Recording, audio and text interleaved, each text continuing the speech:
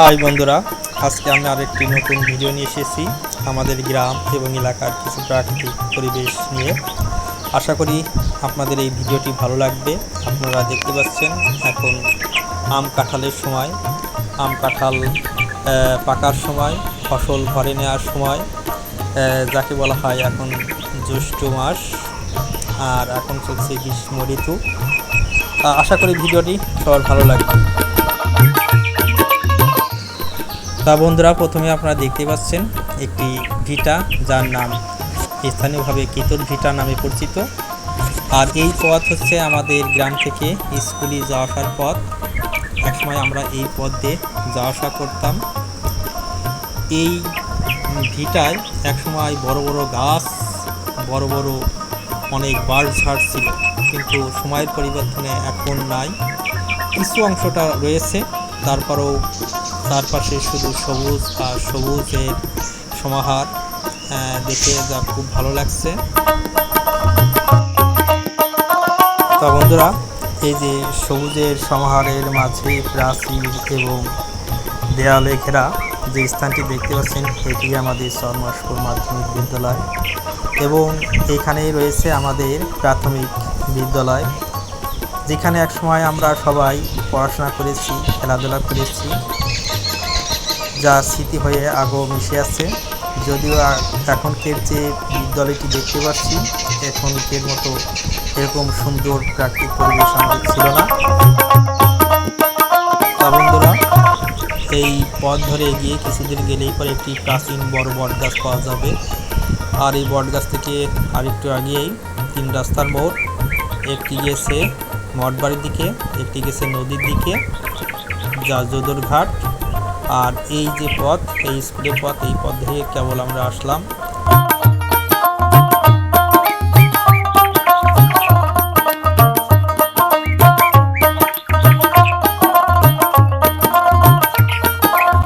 এই পথটি ধরেই সামনে দিয়ে এগিয়ে গেলে পরেই আমরা পাবো মঠবাড়ি স্টেশন। তা এই রাস্তাটি দিয়ে কিছুক্ষণ পরে আমরা উপস্থিত হলাম মঠবাড়ি স্টেশনে। এই যে রাস্তাটি দেখতে পাচ্ছেন, এই রাস্তাটি মাগুরা ওয়াবদা রোড হয়ে লাঙ্গলবাদ এবং কুষ্টিয়া রোডের সাথে সংযোগ হয়েছে। তা এই যে মঠবাড়ি কথাটি বললাম, এই মঠবাড়িটি একসময় এখানে অনেক মঠ ছিল। এছাড়া এখানে একটা বিশাল বড় বটগাছ ছিল, কিন্তু সময়ের পরিবর্তনে বটগাছটি কেটে ফেলা হয়েছে।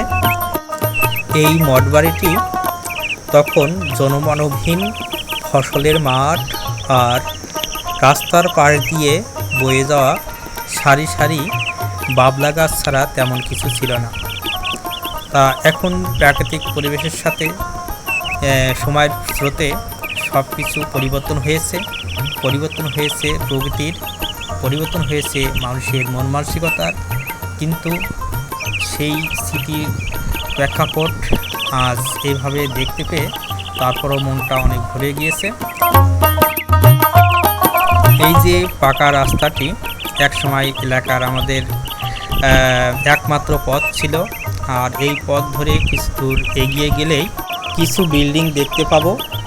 আর এই বিল্ডিংটি হচ্ছে একটি বিদ্যালয়।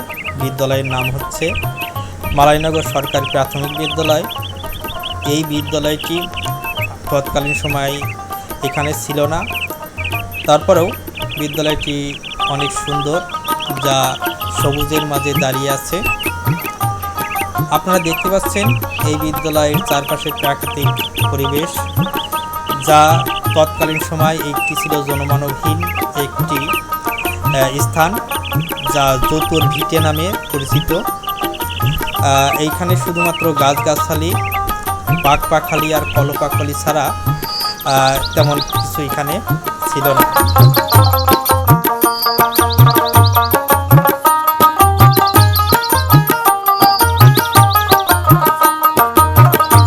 স্কুল থেকে বের হয়ে আমরা মালাইনগর স্টেশনের দিক রওনা দিলাম। ওই যে দেখা যাচ্ছে মালাইনগর স্টেশন, আর এই রোডটি সরাসরি চলে গিয়েছে ওয়াবদার দিক, যা মাগুরা গিয়ে পৌঁছেছে।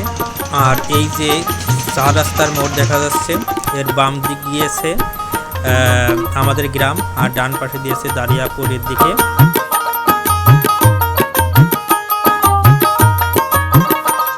ওই যে আমরা দেখতে পাচ্ছি ডানের দিকে আমাদের কেবল যে স্কুল থেকে আমরা আসলাম। রাস্তার দুই পাশে ফুল ফল আর পাখির কলরবের মাঝে হাঁটতে হাঁটতে এসে পৌঁছালাম আমাদের এলাকার বাসার বাড়ি শান বাঁধানো পুকুর ঘাটের উপর। এখানে এই যে শানগুলো দেখতে পাচ্ছেন, এখানে এক সময় আমরা বসে আড্ডা দিতাম, আনন্দ করতাম বন্ধু বান্ধবের সাথে মিলে। এখন এই পুকুরে এখন সেরকম পানি নেই, তারপরেও স্মৃতিময় জায়গাটা দেখে খুব ভালো লাগছে।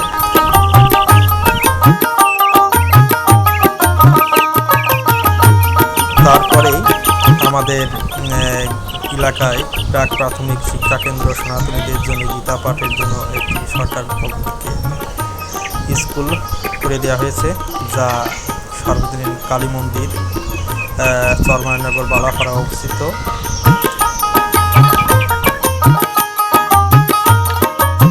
তারপর মন্দিরের পাশ দিয়ে যে গলি রাস্তা চলে গিয়েছে, সেই রাস্তা দিয়ে আমি একটু মাঠের দিকে রওনা দিলাম।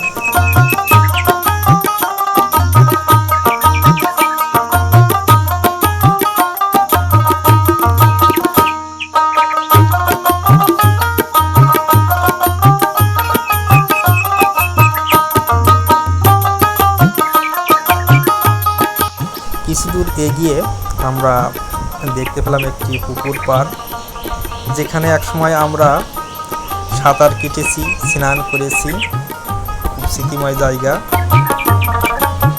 আমরা দেখতে পাচ্ছি আমাদের গ্রামের একটি বিবাহ অনুষ্ঠান, যেখানে বিবাহের যে রীতিনীতি আছে, রিচুয়াল আছে, সেটা সুন্দরভাবে পালিত হচ্ছে।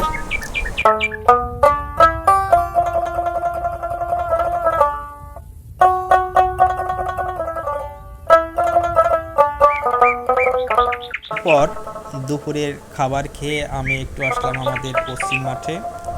এখানে এসে দেখি যে অনেক লোকজন, কেউ কৃষিকাজ করছে, আবার কেউ এই তীব্র গরমে একটু বাতাসের আশায় মাঠের ভিতর গাছতলায় এসে বিশেষ জিরিয়ে নিচ্ছে হাওয়ার লোভে। এরপরেই দেখলাম কিছু ছেলেমেয়ে আম গাছ থেকে আম পেড়ে নিয়ে এসে তারা আম মাখাবে বলে যে প্রস্তুতি নিচ্ছে। পরেই দেখলাম মেশিন জুড়ে ধান মাড়াইয়ের কাজ চলছে, আর এই সময় পাকা ধানের ঘ্রাণ সত্যি মোহনীয়। তারপর বিকেলের দিকে ঘুরতে ঘুরতে রওনা দিলাম আমাদের গড়াই নদীর দিকে। গড়াই নদীর মোহনীয় রূপ, সৌন্দর্য, প্রাকৃতিক পরিবেশ সত্যি অনবদ্য, অসাধারণ।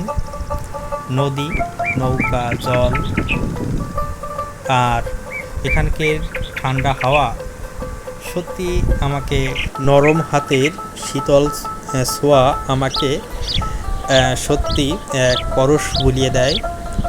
এই নদীতে যে প্রাকৃতিক পরিবেশ আমরা দেখতে পাচ্ছি, এই প্রাকৃতিক পরিবেশের মধ্যেই ছুটে চলে অনন্ত জীবনের জীবন সংগ্রাম। এই জলের ভিতর রয়েছে জীবন জীবিকার ঠিকানা, যেখানে কৃষক, শ্রমিক, জেলে, তাঁতি তাদের জীবন জীবিকার একটা অংশ এখানে অতিবাহিত করেন। এবারকের ছুটিতে স্থির করেছিলাম যে এই নদীতে একসময় ঘুরতে আসবো, তা এখন আসতে পেরে নিজেকে খুব ধন্য মনে হচ্ছে। এটা আমাদের গ্রাম, এটা আমাদের নদী। সবাই ভালো থাকবেন, আমার জন্য সবাই দোয়া করবেন। ধন্যবাদ সবাইকে।